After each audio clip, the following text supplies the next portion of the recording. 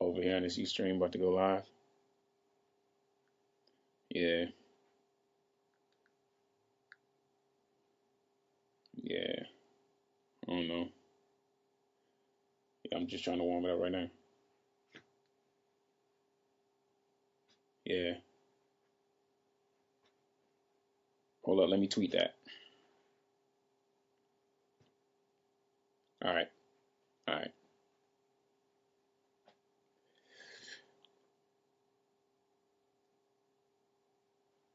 Let me make sure they can see me. Make sure they can hear me. Let me know if y'all can hear me. Hit me on Twitter. Make sure everything's good since we had technical difficulties last time.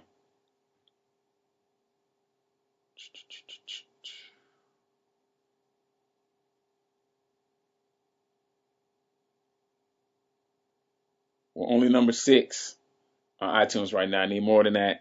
It's not enough. Tweet me and let me know that you can see me. Make sure the hearing's good and you can hear me and everything. Everybody tweet me right now on Twitter. And put pound good morning on iTunes in every tweet that you do. I need that. We need to move up a little bit more. Let me make sure I'm good. Okay, all good. That's what's up. That's what's up. All right, check this out. I just got off the phone with Universal, right? And this might be breaking news to a lot of y'all. Everybody paying attention.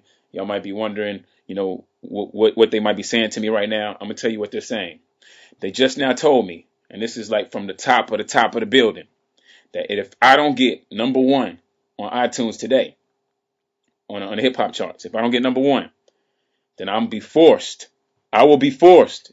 And this is the boss's boss, not just the boss. It's the boss's boss says that I will be forced to do a country album with Tim McGraw if y'all don't make me number 1 on the hip hop charts.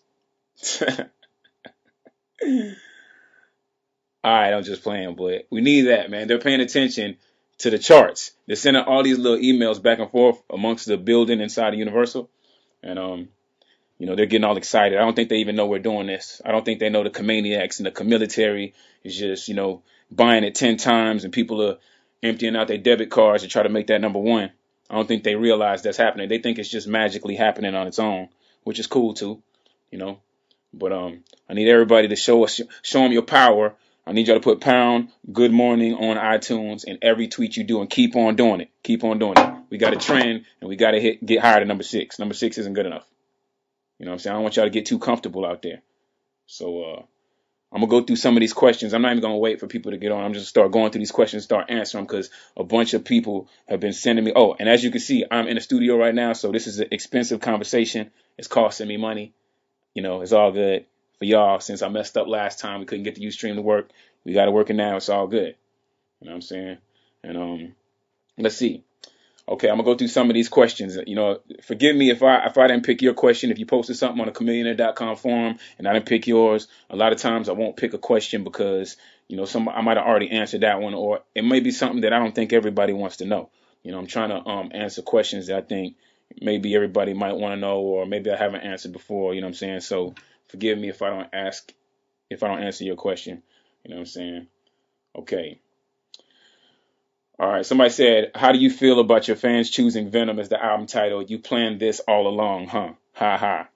Yeah, right. Come on, man. I know I'm smart. I know I classify as genius. You know what I'm saying? But this isn't some diabolical plan to make my album be Venom. Like when I said I didn't really want it to be Venom, it's the truth. You know what I'm saying? Like I remember it was all these conspiracy theories when I decided to change the album Venom. Everybody thought I was up to something, and they thought maybe my label didn't like the album, or they didn't like it, or they wanted to scrap my album. That was false. You know what I'm saying? The reason why I didn't name it Venom is because for creative reasons. I'm a creative person. The creative part comes over the money. The creative part comes over the industry, the business, everything. For me, it's creative. If I'm not feeling it, if I don't want to do it, if it's not, inspiring to me, I don't get excited. And I had this concept in my head of how I want to do the Venom album. And then, as you get closer and closer into your project, more people start, getting involved in it. You got more A&Rs, you got more people that get excited about your project, and that's cool. But then you got more ideas. And they got this saying, too many, chefs in the kitchen, or too many cooks in the kitchen. That's what started happening. There was a lot of people that was coming in like, oh, Cam, you need to do this. This is what the people want. This is what the people want. This is what the people want. And all these ideas started coming into the album, and it just started changing it. It started changing it, so the idea wasn't really exactly how I want to paint it. You know what I'm saying? So, you know, in my mind, you know, I know how I think Venom is. Venom is like, you know where I got it from, Spider-Man. You know, the big bad Spider-Man. He comes back. He's, he's not like the red suit Spider-Man, because the red suit Spider-Man, he all friendly. You know what I'm saying? He want to save the world and feed the children and all that. That's cool. But the bad Spider-Man, he more interesting. He a little bit more raw with it. You know what I'm saying? That's the feeling I was coming for. But then you got to put singles on the album. And you're forced to do, things that you got to do for success. And it just started changing the feel of the album. So I felt Venom didn't match it anymore. And that was why I was like, you know what? Out of nowhere, I just decided. I didn't tell anybody. I didn't ask for permission. I just said, you know what? I'm not doing this Venom album. I'm not going to call it Venom. Then everybody started flipping out. Even the labels, like, what the heck is Cam talking about? You know what I'm saying? And a lot of people was like, you should just name it Venom anyways. You know what I mean? Just don't worry about it. Just call it Venom anyways. But the fans aren't going to know. They're not going to care. And because I'd be lying. You know what I'm saying? I'd be lying and I don't want to lie. So I decided not to do it. And the only reason I put it back up there for people to pick is because, people started saying I was crazy. Everybody tell me, man, you crazy, you crazy. So I was like, let me see if I'm crazy then. Let me put it up there. And if the fans feel me, then they ain't going to pick Venom. And if they think I'm wrong, then they going to pick Venom. And, all the fans voted and they picked Venom, and Venom became what the title is, so it's cool. That's why we could do the photo shoot so quick, because he already had the idea for Venom and what we are going to do in the desert. So, we just stuck with the same idea. Even though it's a little messed up when I got there, I end up having I'm not even going to say it, but, it's all good. You know what I'm saying? We still going to try to do it big. I'm still trying my best to make the dopest album I can. I'm still working on it as we speak. I got way more songs than I'm supposed to have. That was the second question. Somebody was asking me how many songs are going to be on Venom. I prefer to give people a lot for a little bit of money. You know what I'm saying? But nowadays, labels want you to put 10, 11 songs on your album. That's it. They just want to give you that. And, it's two sides of the argument. Some people be like, well, you don't want to have this long album full of fillers. I don't know. I don't technically know what people call fillers. Like, what is a filler on an album? Somebody give me an example of what a filler is, because if it's what I think it is, a lot of times those fillers be the tracks that I like on the album. Like give me an example on Wayne's Carter. What is a filler track that shouldn't have been on there? I want to know what your opinions are. Everybody hit me on Twitter right now and let me know a track that was on Lil Wayne's Carter album that you think was a filler song that shouldn't have been on there. Because a lot of the filler songs create the concept, in my opinion. Maybe people don't care about that. Maybe you just want an album full of nothing but singles, like a compilation. If that's what you want, post that too. I want to see it, because that's what they seem to tell me. They tell me that people just want the singles. They just put the singles back to back and that's it. Wrap it up and put it out. But, me personally, I would never buy an album like that. I would just buy the single on iTunes, right? Or the singles I like, because you're never going to make everybody happy with all the singles. I put out Good Morning Now, which is a monster record. It's already proven itself. It's already going to be a super big mega record. And there's still some people that just don't like it because that ain't their style. Or they like more raw music for me. Or they want that old throwback Cooper that's ready to, punch somebody in the face. They don't like the friendly side. They don't like to feel good about themselves. They like to be mad. It's people like that. So that you can't please everybody. So I don't know, man. I just know I like to do what I feel is creatively good, and it just, I know it. I can't explain it. It's just a feeling when I get in the studio, I know when something feels good, and I work off of emotion when it comes to music. And a lot of these people, they really don't work off emotion. They don't care about emotion. They just care about, as long as it sounds like it's something big for radio, as long as it sounds like something that'll go to the top of iTunes, let's fill up the album with a whole bunch of that, and it's a wrap, So people think that artists actually, a lot of times when this album comes out, or album comes out for an artist, the fans will be like, well, so-and-so, he messed up. They don't really know how much input the label will be having. You know what I mean? It's kind of messed up when, a lot of people that don't have musical backgrounds are the people trying to create the music for you. I actually had somebody say that to me. He was like, if I knew how to rap, I'd show you how to do this. And I'm just looking at him like, if you knew how to rap, you would show me how to do it. That's crazy. Just think about it. You don't even know how to rap, And you're saying if you did know how to rap, you would show me how to do it. Wow. That's what artists be dealing with when we putting together these albums. So that's why while I'm in the studio right now, like no A&R, nobody can come in. I don't care how mad they get. They can never come in my session. They can never talk to me about a record. All I can do is just deliver it. If you like it, you like it. If you don't, you don't. But I tend to feel like I know what my fans want from me. You know what I'm saying? But even though they fight me all the time, they'll be like, no, we have to put out Hip Hop Police. It's going to be the single. They're going to love it. Trust me. It's going to bring back that old feeling for them. You know? Let's see, what other questions? Hold up, y'all hit me on Twitter and answer that question because I want to see what y'all saying. I'm paying attention right now. And everybody, make sure you put pound good morning on iTunes in all your tweets so I can make sure that we're in motion. Ain't no fillers. The whole album is a story and the project. Okay. So you don't think that Lil Wayne could have took off, could have still made a really good album with 10 to 12 songs out of all the songs that was on the Carter 3? Like, oh, and somebody said that the other day. They was like, most classic albums have 10 songs or 12 songs. Like, name those albums. They like thinking about back in the day, like Nas or something like that. Like, nowadays, name a classic album that got 10 songs on it. The only album I could even think of that only had a little bit of songs on it was two of them, and that was Common and that was Maxwell. And Maxwell's R&B. Everybody else, I don't see no albums coming out with 10 songs on it. I don't know. I don't know what albums y'all talking about. A Millie was a filler. That shouldn't have been on the Carter 3. If you don't believe Millie should have been, if you believe that Millie shouldn't have been on the Carter 3, let me know. This guy just said Millie shouldn't have been on. You know how much money that record made off of ringtones, like us alone? Like, I don't know how many people rapped on that beat. Like, every rapper in the industry rapped on it. So was it whack? Millie was whack. I honestly didn't like it. I even rapped on it because I was like, I respected it. It was a big record. Everybody was on it, and the fans wanted it. So if you think Millie was a filler, that shouldn't have been on there. Lil Wayne is rubbish. No, he's not. No, he's not. Lil Wayne is dope. I know a lot of y'all get mad at the little auto-tune stuff. You know, or you think he used to be doper before, but man, name who's better then. Who's better? And in the South, man, Wayne's killing it, man. Wayne is killing it. That's another thing. Drake is dope too.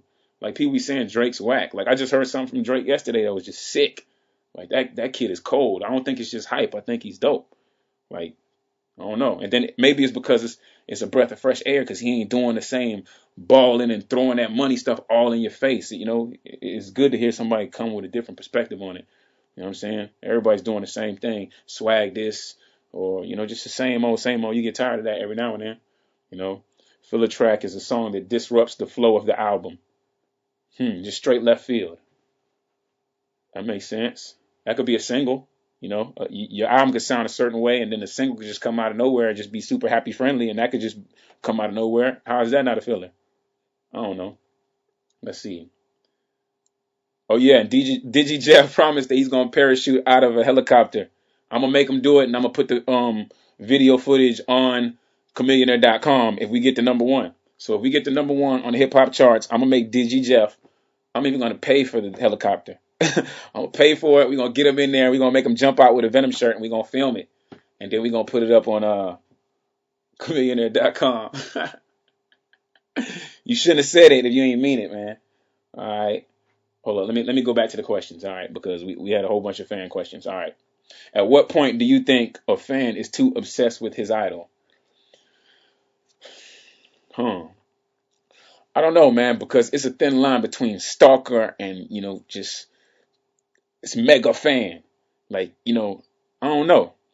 You know, you got some people say it's a little crazy when you see all the tattoos and stuff. Like, I don't know, man. I don't really know what to say about that.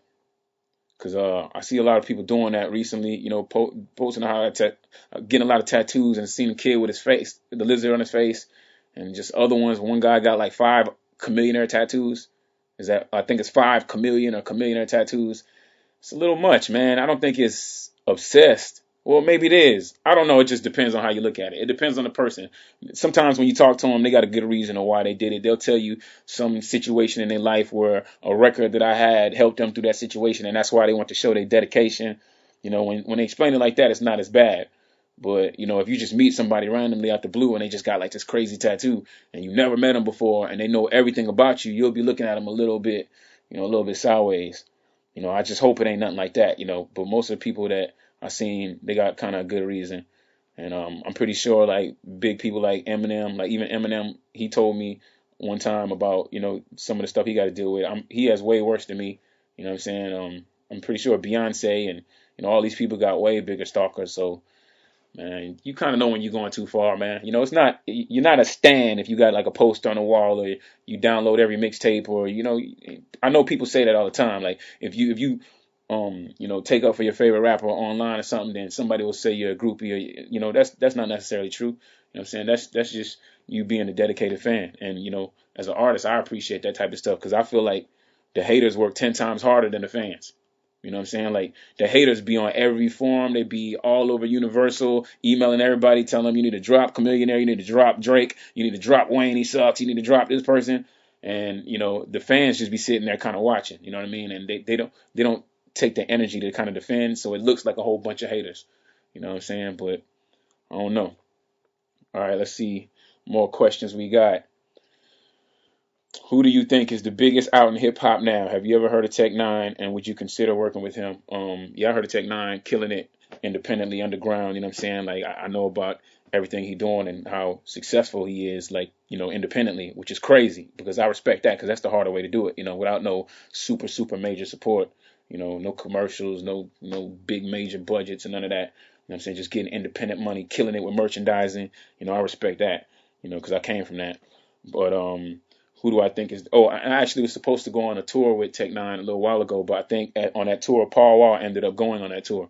So if any of y'all was at that Paul Wall and Tech Nine tour, I was originally supposed to be on that, but for some reason I can't remember why we didn't work it out, but it didn't happen. But yeah, Tech Nine cool. And then who do I think is the biggest out in hip hop right now? The biggest out in hip hop right now? I don't know. That's a hard question, but I could tell you who I think the 5 biggest are. Eminem, Kanye, Lil Wayne, Eminem. Oh, I said Eminem. Lil Wayne, 50 Cent, and Drake. Who am I missing? I don't know. Them the biggest in the game right now, man. And I know Drake's a newcomer, but you gotta, man, ain't nobody done what this kid doing, man. You gotta respect that. You can say whatever you want, but ain't no new artist came out and did it like this. 50 is the closest person. When he came out, how crazy his buzz was, but I mean, what person that ain't dropped an album that got like Eminem, Kanye, and Wayne on a record like that? That was a throwaway. He just put that on the soundtrack. Like what? Come on, man. Respect it. Respect it. And somebody asked me about the MTV list thing.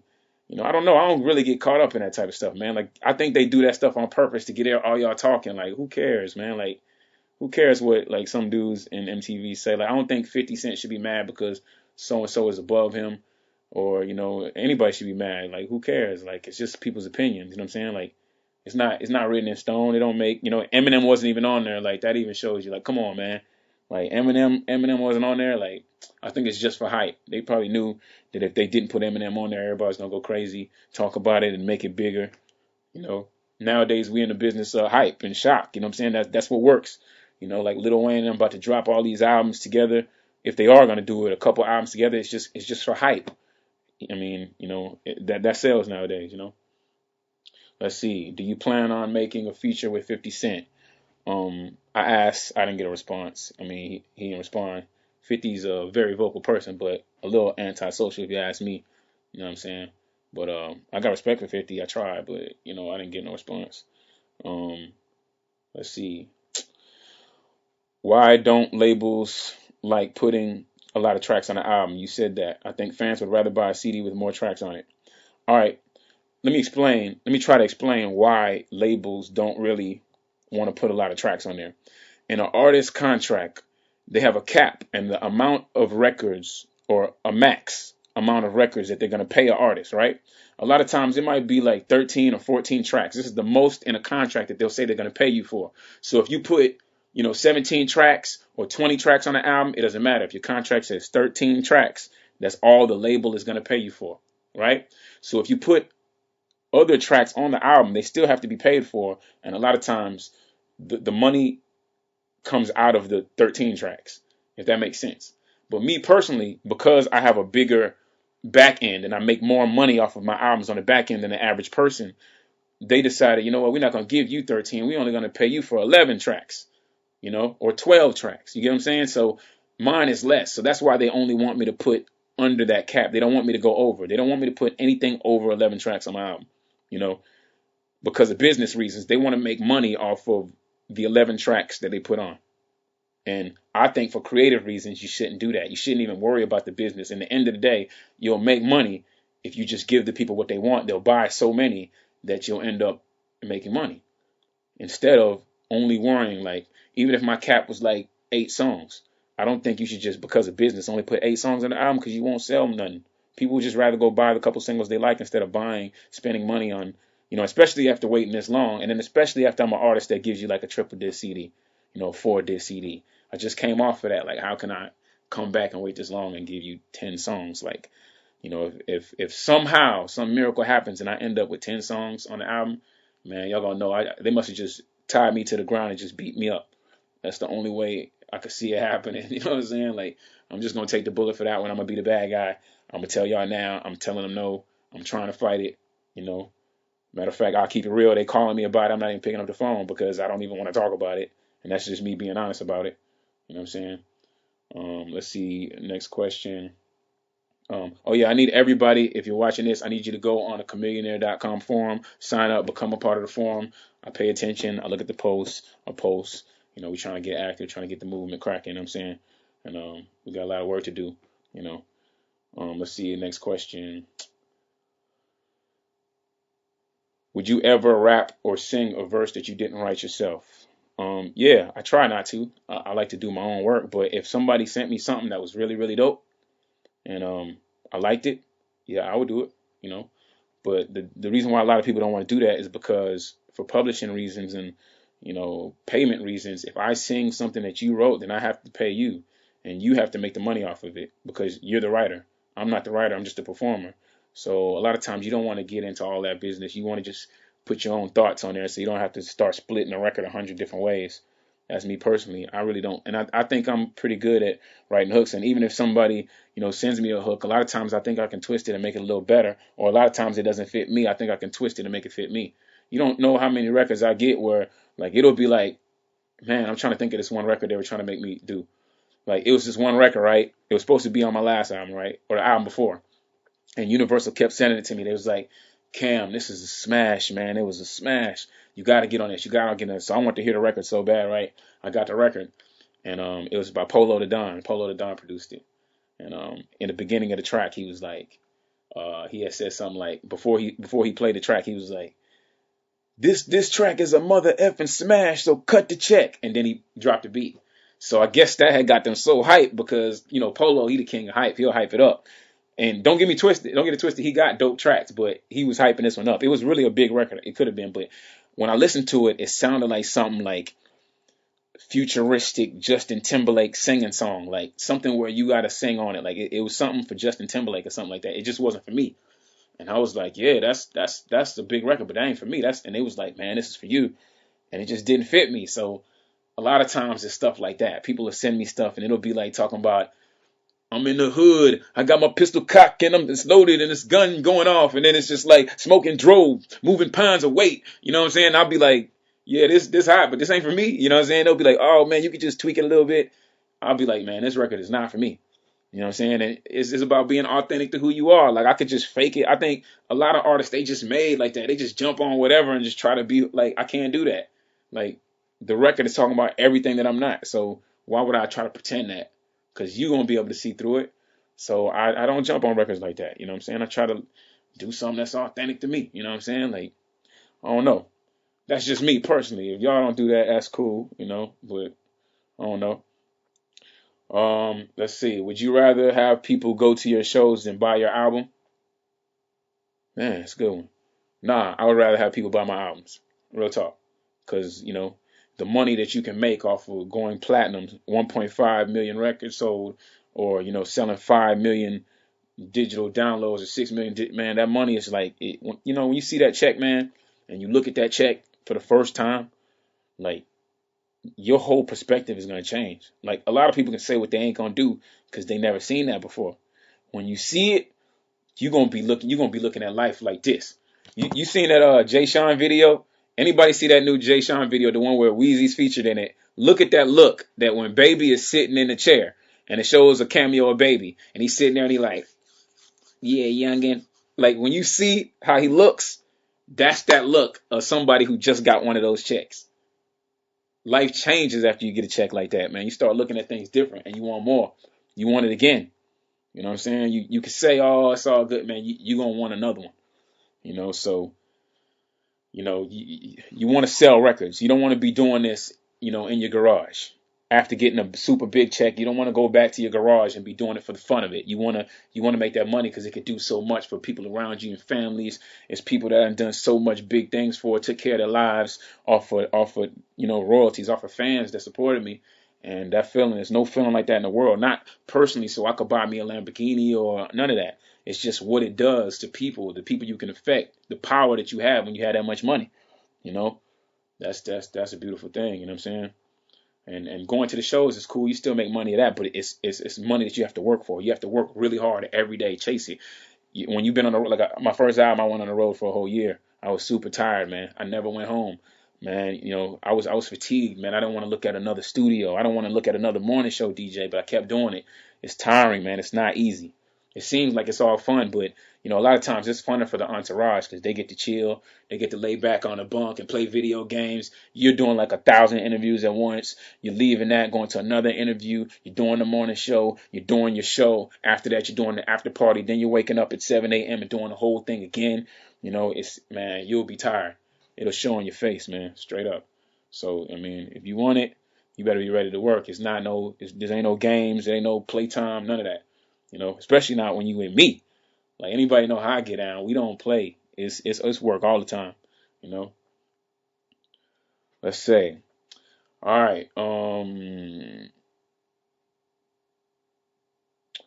Will Universal also censor out this album? The only thing I didn't like on Ultimate Victory was the edits on the features. It was too much to release an edited and explicit version of the album. Was there a purpose behind it? Will the explicit tracks ever be leaked? Thanks. That's a really good question. Lad. Check this out. Everybody pay attention to this. Hold up. Let me make sure before I even answer this right quick. Everybody tweet me on Twitter right now and say, go in Cooper. Go in Cooper. I want to see that right now. I want to make sure everybody's out there paying attention. So I know before I answer this, everybody's paying attention and everybody's going to hear me. I won't have to answer this again. Everybody's going to hear it straight from my mouth. Put Go In Cooper on Twitter. Tweet me right now just so I can know y'all are paying attention before I answer this. And the question, let me repeat it, is why did I put out the curse word free version of the last album? Was this my idea, etc., etc.? All right. I'm looking on Twitter right now. I'm on an iPhone. I know a lot of y'all was making fun of my Sidekick and my BlackBerry and all that. I got all the phones. I just, get stuck with the phones. And, the iPhone is my favorite, though. Let's see. Hold up. I'm not seeing it yet. I'm paying attention. Let me make sure y'all are. Okay. All right. Check this out. The reason why. Let me explain to you. Remember when my last album was coming out, right? Ultimate Victory. My last album was coming out. Kanye and 50 Cent were dropping. And I personally thought that it was a bad idea. Like, you don't want to drop next to them. It's like crazy. I know the label ain't going to just overly get you the promotion you want when that's happening because it's just, there's two monsters in the game about to drop, right? So they got on this call with me, this conference call, and they convinced me, basically, or tried to convince me to be like, Cooper or Cam, we want you to drop this album. And I turned in both versions. There was a clean version and a curse word version. I never turned in one version. I turned in two versions, clean and edited. And dirty. So they were like, the reason why they tried to convince me to just drop the clean version is because, they said by law. Well, basically they said, Best Buy and, the stores that put out the Walmart that put out the clean versions, right? They were promising Universal an incentive, basically. So basically, since 50 Cent and Kanye was coming out and they was going to take up the whole front shelves of all the stores, there's basically saying if Chamillionaire puts his CD out straight clean, we're going to put him front positioning. We're going to give him the biggest positioning and retail positioning he could ever get because of that. And the reason why they wanted me to do that is a lot of times when you're doing an album, you put extra bonus songs on it. Anybody that's bought a clean version of an album knows there's be extra bonus songs. The reason why they put those extra bonus songs is because, when you put an extra bonus song on an album, it gives people an incentive to buy the clean version because most people want the curse word version. So they give you the extra songs to try to make people buy the clean version, right? So because those stores that do the clean versions feel like they're not playing on the same playing field or competing with the other stores, right? So, they said if you make the whole thing clean up across the board, then it'll be an even playing field and it'll be, all out for Walmart and people like that. So they'll just because you're doing that, they're going to put you up front. And I was like, you know what? I didn't tell Lil Wayne this. I didn't tell Pimp C this. I didn't tell none of these people this when I was doing this album. I would have told them that, hey, man, just don't curse or whatever. And I'm against that anyways. Like I like curse words. Don't get it twisted. Even though I don't curse a lot, I don't like albums that's clean. I don't have no albums that's clean. I don't have one album that's clean. Not one. I would never buy an album that's clean. And I told them, I don't think you should do that. And they was just like trying to argue with me. I got off the phone. I told them no. I said, you know what? Y'all go back and y'all call Lil Wayne and ask Lil Wayne. If Lil Wayne says it's cool, that y'all can put his verse out, just edit it, then I'll say it's cool. Y'all go ask Pimp C. If Pimp C says cool, then I'll be cool. And then they ain't want to do it, right? So then they called me back and they said, by law, the law states that parental advisory sticker means excessive use of curse words. That's what it means. So by law, there's a number of curse words you have to have for it to technically, count as parental advisory. And I was under that number because they had my lyrics. I had sent them my lyric sheets, and on my lyric sheets, they counted exactly how many curse words was on the album, and it wasn't that many. So they said by law, if you actually go look in the shelves right now, they have some rock groups that Universal put out. And they said if you look on the shelves, you'll see that there's some CDs that actually don't have a parental advisory sticker, but have a couple of cuss words on there. But that's because by law, they're allowed to do that. So they said basically by law, they're allowed to put my CD out and not put a parental advisory sticker and still have the curse words on there. And that was the main thing they wanted. They just wanted to put it out without a parental advisory sticker. And I told them, nah, you can't do that.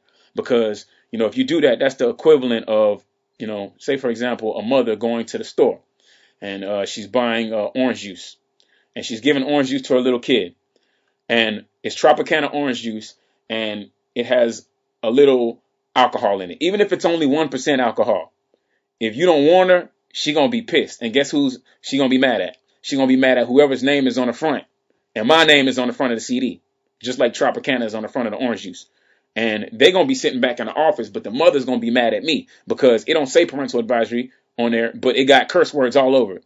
So I had to keep on arguing with them, and I just end up losing and being like, you know what, just put it out clean. Because I'd rather you just put it out clean with a no parental advisory sticker than putting it out with curse words, and then it just doesn't have a parental advisory sticker on there because it's going to be misleading. And that's what they wanted to do, and I didn't want to. So I went out in the public, and I was like, I just wanted to do this album. That's not true. I was just being a good soldier. That's it. Worst thing you could do is go out there and bash your label. Like, I'm not even bashing them now. I'm just trying to be honest. I think as an artist, no matter what label you're on, anybody, it never works. Nobody wins. When you get on a major label, if you're going to be on them and you're going to be in a contract, you ride it out. If you're going to get on the contract and you're going to start dissing them, I've seen it. I've seen it firsthand. It just doesn't work. I don't know nobody that wins that way. You know what I'm saying? You can't be on a contract with somebody and just start going everywhere and just dissing them in all your interviews. You're going to lose. Especially against the big dogs. They'll shut your career down. There's a lot of people out there now that's talking that talk, that's artists, and they don't realize, man, them people will shut your whole career down. You got to, at the end of the day, remember who's the boss. You know what I'm saying? And this is something they really wanted. I'm not going to say we took a loss. Well, we kind of did. I guess public perception, yeah, we took a loss. I still made money off of both of my albums. I still ate. I still recouped. Don't owe them nothing. You know what I'm saying? So I'm in a good place, and that's the truth. That's the real reason. So now y'all know, all that little stuff that I'll be seeing on, bloggers and stuff, be posting stuff, but, I don't know. I just can't say that. I just let everybody think whatever they want to think. Like, if you know me, come on, man. You know what I'm saying? You want to look at my whole Snoop Dogg collection, my whole Chronic, and just everything. You know what I'm saying? It's just me personally. Oh, and then somebody was like, well, you could say the word nigga. You know what I'm saying? Like, yes, I do say the word nigga every now and then, but I don't say it to my people. You know what I'm saying? And I don't say it on records. And I honestly don't like when little white kids tell me you need to say the word nigga. Like, I'm just not cool with that. I'm not cool with that. I don't like going to shows and it's nothing but white kids. Like these other artists, Jeezy, whoever, they might be going, there might be nothing but black people in the crowd. That's cool, I guess. But when I'm going, Mr. Riding Dirty, well, it took over pop culture, and I'm going to Norway, and it's 100,000 people in the crowd, and I stop that music, and everybody in the crowd says nigga, and I'm standing on the stage. What? Man, my conscience, it just do something to my conscience. It's like I'm teaching all of them to say nigga, like it's cool. And they come up to me like, what's up, nigga? And I'm looking like, man, when did this become cool? Like, I can't do it. I can't do it. I'm sorry. That's my real reason. You can say whatever you want. I don't know what your morals is like. When I wake up in the mirror, and when I wake up in the morning and I look in the mirror, I feel 100% real. I feel 1,000% real because I know I'm not infecting the world with that venom. Like, I can't do it. Like, whatever. If I'm wrong, I'm wrong. I'm going to go down wrong. But I just ain't going back on that, man. Like, I'm a man of morals. Like, some people, they cool with that. You know what I'm saying? They cool with, like, oh, Cam. And it just really irks me. It really bothers me. Like, I don't know. Maybe that's just the way I was raised, man. You got to understand, I had militant father, like African strong man. You know what I'm saying? Like, we don't play that nonsense, man. Like, I don't like that. I don't like it. And in Texas, it's real big. Like, Mexicans, Hispanics will come up to you and be like, what's up, nigga? You know what I'm saying? All the time. Like, every time I just cringe, like, wow. Like, it's just like the way they do. You know what I'm saying? But if that's what you do, that's cool. I don't like it. And I'm just vocal about it. I'm honest. I'm not. That's the reason why. If I'm talking to my homeboy and I'll be like, what's up? That's my nigga. You know what I'm saying? I might say it, but I'm not putting it on my music when I know it's mostly white kids buying it. You know what I'm saying? I don't want them to be saying nigga. I don't want to be the person that's making them say the word nigga. If you're white and you're watching this, no disrespect. This is not cool. I don't care what rapper tell you it's cool. It's not cool. It's not cool. That's my opinion. I ain't the mayor of that word. I ain't the president of that word. That's my opinion. Chamillionaire just giving it honest like I always do. You know what I'm saying? Because that's what y'all want from me, so that's what I'm going to give you. All right, next question. Now we done with that. Don't ask me again, because I'm not doing it. All right? Even if you think the old Cooper sounded better, like doing that, that's cool. You could go jam somebody else. And I mean that. All right.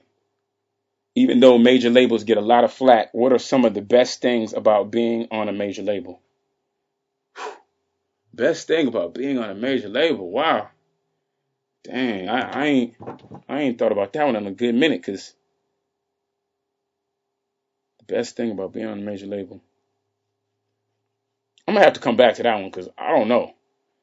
I don't know at this point. I really don't. I know there's something good. There's got to be some good stuff. I'm going to figure it out in a second. Let me come back to that one. All right. What have you learned the most from the music business?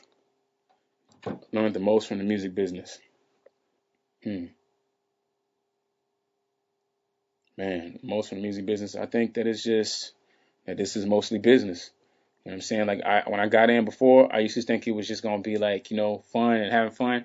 Man, only the strong business mind that survive. Like, you got Puffy, you got Jay-Z, and all these people that's making a crazy amount of money and doing stuff like, they're getting money from publishing, they're getting money from touring deals and all kind of outside of the box deals, outside of actual recording. Like, it's the person that understands business that's the most successful. That's what I learned.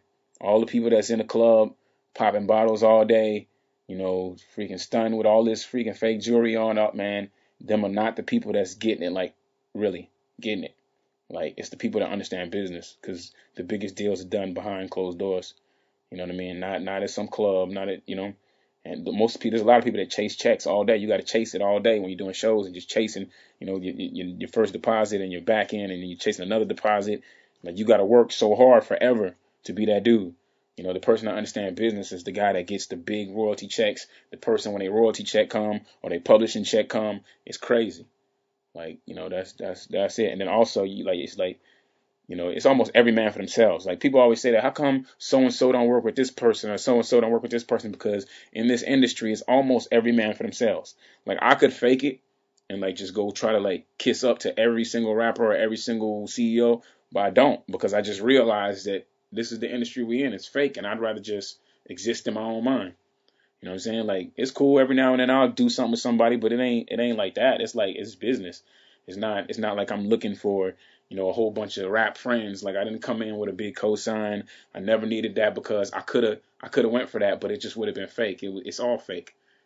A lot of them cosigns that happened before, they ain't around now. You know what I'm saying? For a lot of people, because it's just all fake. You know what I'm saying? This industry is like every man for themselves. Everybody's trying to get one up on the other. Everybody's trying to eat. Everybody's trying to be the best. Everybody's trying to be the baddest. If you recognize that, you'll just go and try to chase it. And if you don't, then you'll get caught up in the fact thinking that all these people are your friends. You know what I'm saying? And the minute you blink, the minute you turn your head, it's a wrap. You know what I'm saying? They're gonna do that one move that just put them in front of you. You know what I'm saying? And then you'll be like, what? I thought we were friends. And next thing you know, you beefing with somebody. You should have known from the jump it wasn't really friends. You know what I'm saying? That's just how it is. You know what I'm saying? Like, get right now, get a song and get super hot and see how many people start calling you. Like, yo, when they see you, they're like, what's up, man? What's good? You good? You popping bottles later? That's how they're going to do you, because it's business and they respect you because of your success. It's not because they're friends.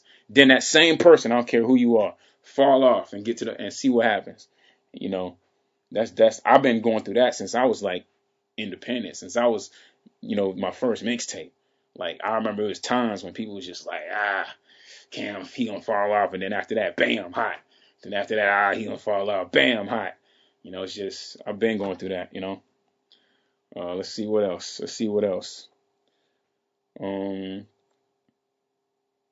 Since a few songs with plenty of Houston artists on it came out, is there a chance for a Houston compilation album?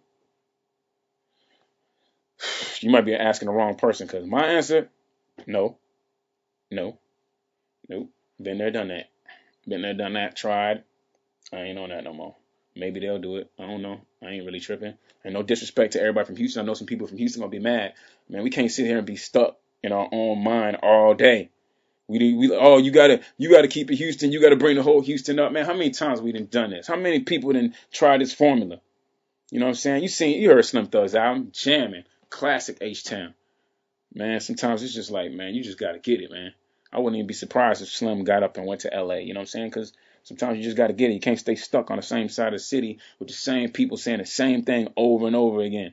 Like, it don't get you nowhere. You just be running around in a circle all day.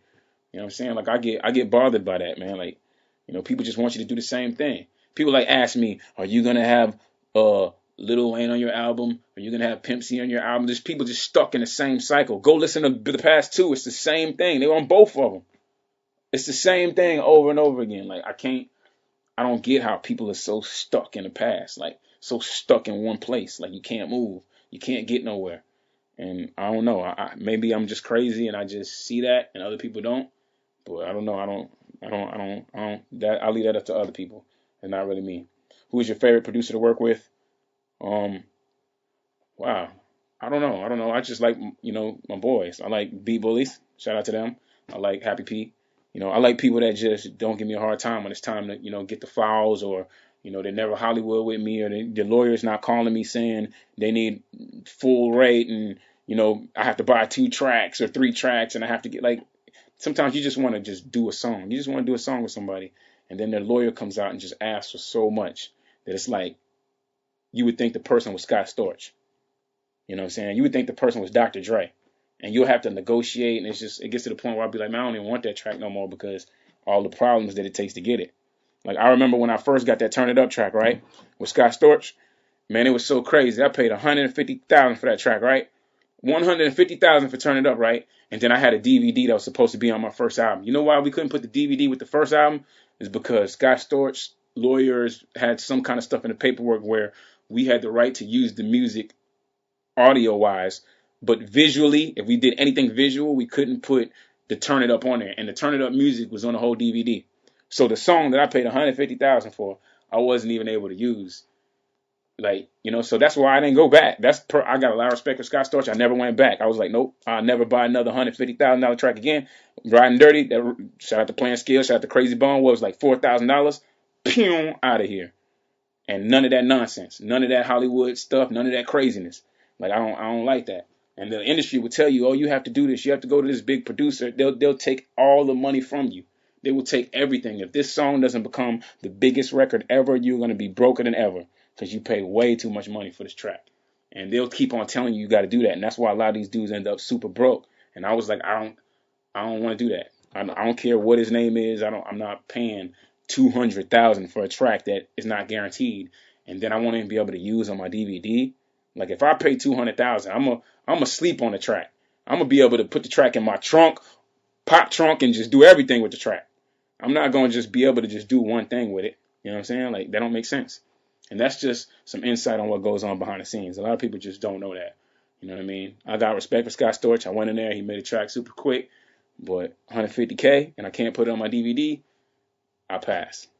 I wish to this day I still got the DVD. Y'all have never seen the DVD with my first album. And even though I did good, I sold over 1 million, I probably would have done more. You know, so I don't know. Maybe I'm a perfectionist. I want better. I want the best. You know, and to me, that's still like a little sore spot. Like, man, I wish I would have been able to put that DVD because the visual would have told a lot of people that didn't know about me, about my history. They would have saw it. They would have saw the old crib that I lived in that was a one-room condominium about the size of this booth right here. You know, they would have seen all that. And, you know, people would have saw a visual with the story, but I was never able to tell that part in history because of, you know, some paperwork, you know. So that might be a little information for people that didn't know that. All right, next question. Are you finding commercial success difficult to regain, especially after the instant commercial success of Sound of Revenge? First of all, Sound of Revenge was not instant success. It wasn't. I stayed on the road for a year. I remember pushing it. I remember when it was moving slow. I remember when everybody else went down on the charts and I went up. I remember when I was doing shows back to back, not sleeping, doing every drop, every radio station. I remember when they thought Riding Dirty was done and I didn't think it was done. And I went and put J Mills and I went and put Papoose and I went and put Game and I went and put DJ Quick and Pimp and Bun. And I made all them different versions at the time when they thought it was done. I was like, it can still go further. And I kept making remixes. I made international remixes. I pushed it super, super hard. It was not instant. It was not overnight. I remember when Riding Dirty first came out and a lot of people were saying this isn't going to work in the club. This is not the right vibe. This doesn't have enough bass in it. There's a lot of stuff like that. Nobody remembers that but me, it seems like. To everybody else, it just seems like Riding just took off. It didn't. I was like arguing like, man, this is it. Trust me. And a lot of people was like, nah, that ain't it. You know what I'm saying? So it wasn't instant on that album. And do I find it hard to gain commercial success? I don't really think so.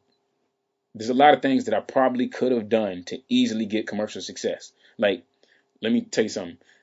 There's like 7 reality shows. No lie. Like about 7 times I've been approached to do reality shows. I said no 7 times.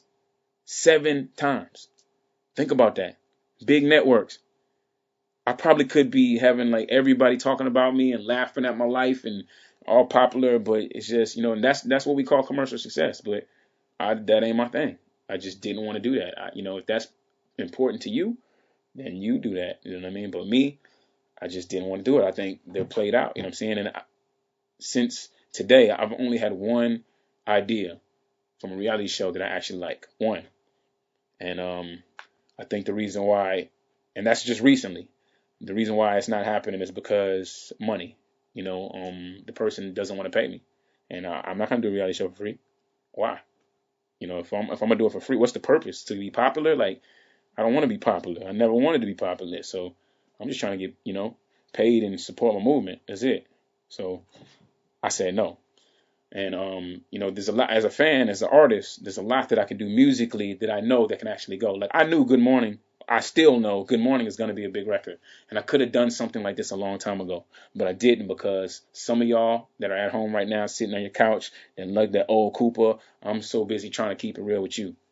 I'm so busy trying to just do what you're going to like, and that's not going to go nowhere, that the whole north side of Houston going to be body rocking to, you know what I'm saying? Or you know, something that I know is just not going to go the full distance because a lot of those people that are buying on iTunes and the major label people, they don't understand it. They don't even know a Zero. And we love Zero. He's the streets. But to them, when I bring it to them, they're like, what the heck is this? And they don't want to spend their millions and millions of dollars to make it the biggest thing. And I understand the way the game works. You can sit there and try to force it, or you can respect the game and try to do something.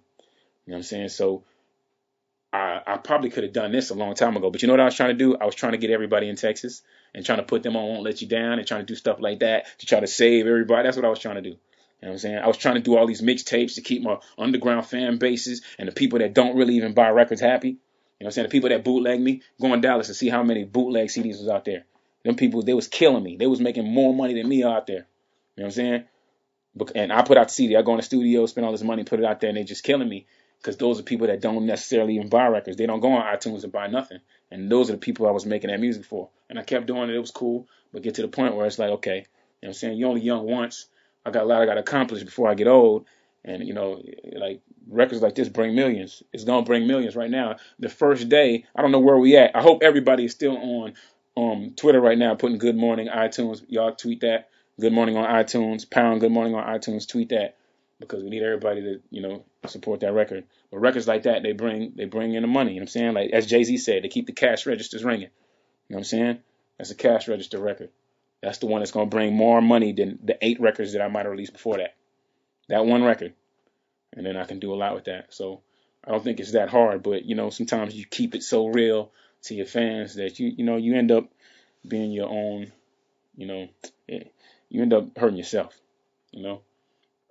All right. Texas in general has had some tough past deaths within the recent few years that were huge contributors to the rap game. Who would you say was the toughest death to deal with personally? Oh, that's an easy one. Everybody knows this Pimp. You know what I'm saying? Even Hawk too, man. Like Hawk, that hurt me because he's the best. Like he was the most humble, nicest person you would ever meet. Like big teddy bear. You know what I'm saying? And then when he passed, it's just sad, man. And then Pimp, you know, you just almost don't even believe it. Like I still don't believe the way they say he passed. It's just it don't make sense. I don't believe it. They kind of just, you know, close the case and that's it. You're just forced to believe it, but it just sounds fishy. You know what I'm saying? He passed away laying on the bed, full clothes, just laying there, like nobody in the room, no nothing. Like nobody saw him, nobody was hanging with him. Like I don't believe it. I don't believe it. You know, so Pimp C is probably one of the toughest. Then, you know, I still got the drop. You know, and then you know you're looking in the trunk and he got like his house shoes in there and you know his pajamas and stuff, man. It's like wow, you know what I'm saying, like a real reality check. You know what I'm saying? Okay, other artists are jumping on the clothing line bandwagon, and only a handful succeed. And as the rest do cologne, perfume. You know, they've been trying to lure celebs. So when will Cam drop his own line of bottled scents? Man, nah, man, that ain't it, man. I don't think that makes money. Man. I wouldn't personally wear a cologne that say Chamillionaire. I'd rather go wear something else. Like I don't think that's a good hustle. I think a lot of people do stuff for hype. You know, these guys say, "Oh, I'm gonna do a shoe line. It's just to make them sound cool." Like I'm not gonna name a rapper, but name a rapper. You know, there's not Kanye or Jay or none of these people, and they say, "Oh, I got a new shoe line, a clothing line coming out." Like, who cares? This stuff really sells? Where y'all buying that at? Like, I just think it's fake. I think people just love to say stuff that just sounds good, but it's not really making no money. Like, I don't see who's making money in that. I wouldn't do that. What is your favorite music besides hip hop? I mean, honestly, I like R&B and I like alternative music. Honestly, nowadays I like that more